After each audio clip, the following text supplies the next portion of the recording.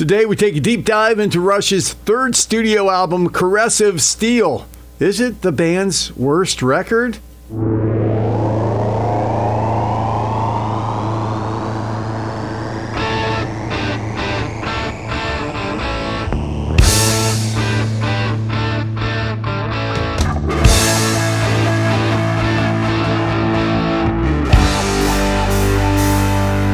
Hi, I'm Mike Lamneck. This is Music Meanderings. Rush's third studio album, Caressive Steel, was released September 24th, 1975, immediately following their tour for Fly By Night.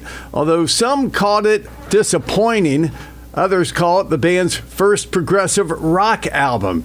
And hints of where they were going, of course, can be found on their predecessor, Fly By Night, with long songs like By Tour and The Snow Dog and In the End. A casual Rush fan would probably be familiar with the songs Bastille Day and Lakeside Park off the album, two songs that would also make it on their double live record, their first live album, All the World's a Stage. Ultimate Classic Rock magazine says Caressive Steel is still considered the black sheep of their catalog, and it's only over the years that it's gained some respect. By mid-1975, Rush had picked up some steam, they were rising in popularity, and wrapped up their successful Fly By Night tour with a headlining stint in their home country of Canada. Caressive Steel was their second album released in 1975, and it was recorded in Toronto Sound Studios.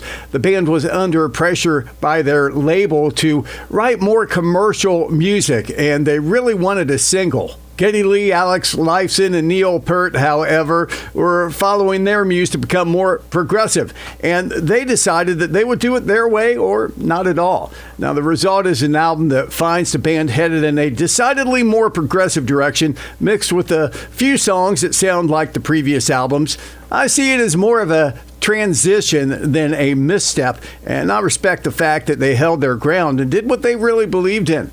Neil Peart has said the band was feeling serene and confident at the time, and they were all proud of the result. That being said, the change in direction in Caressive Steel did confuse many Rush fans with the longer tracks, The Necromancer, and their first sidelong multi-part epic, The Fountain of Lament. The album sold fewer copies than its predecessor, Fly By Night, and was considered a disappointment by Mercury Records. The lackluster reception to the album and poor sales put the band in danger of being dropped by their record label, so much so that the band comically referred to the shows in support of the album as the Down the Tubes Tour. It stretched from August 24 of 1975 through March 8, 1976, and Rush performed alongside such 70s rock heavyweights like Nazareth, Kiss, Ted Nugent, Styx, and REO Speedwagon. The album kicks off with the rocker Bastille Day, a fan favorite that remained in their concert sets. The whimsical I Think I'm Going Bald followed it up. I remember when I first heard that song, I was wondering, who are they singing about? Well, it turns out they were singing about Kim Mitchell, a fellow Canadian band, Max Webster, that shared management and touring with Rush. Lakeside Park is a mostly tranquil reminiscing of a place where Neil Peart had a summer job as a kid. The 12-minute long track, The Necromancer, wraps up side one. Its lyrics center around a character from the novel The Hobbit, and that is what Neil Peart would continue to do for the rest of his career, very strongly rely on books for lyrical reference. Then side two is the multi-part The Fountain of Lament that would be the band's first side-long composition, a practice they would fine-tune and return to on their follow-up album, 2112. Now, I find this very interesting. Did you know the album cover for Caressive Steel was intended to be printed in silver? In fact, I always wondered why it wasn't. I always wondered why Caressive Steel, the album cover, if I can get the glare off of it, there it is in gold. This is a cassette copy I grew up listening to. Why gold instead of silver? Well, originally it was supposed to be silver, but a printing error turned it into gold, and subsequent repressings of it kept it in gold.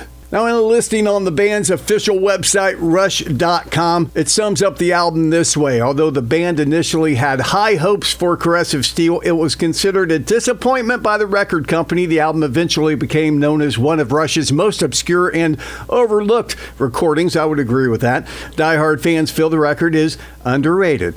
Well, the album didn't receive gold certification in the U.S. until 1993. It remains one of the few Rush albums to not go platinum in America. Now, not to be deterred in their vision, though, Rush doubled down on their progressive tendencies for the 1976 follow-up 2112, which was really a do-or-die record for them. It successfully turned the corner for Rush and allowed them to do what they wanted to, unhindered by record label pressure ever again. In conclusion, I'd say Caressive Steel is an easier listen if you've already heard some of the band's later work. Now, I started following Rush around the time of 2112, so it's hard for me to imagine how it would have been to experience the album at the time it was first released. What do you think? Please leave your comments below and subscribe to Music Meanderings.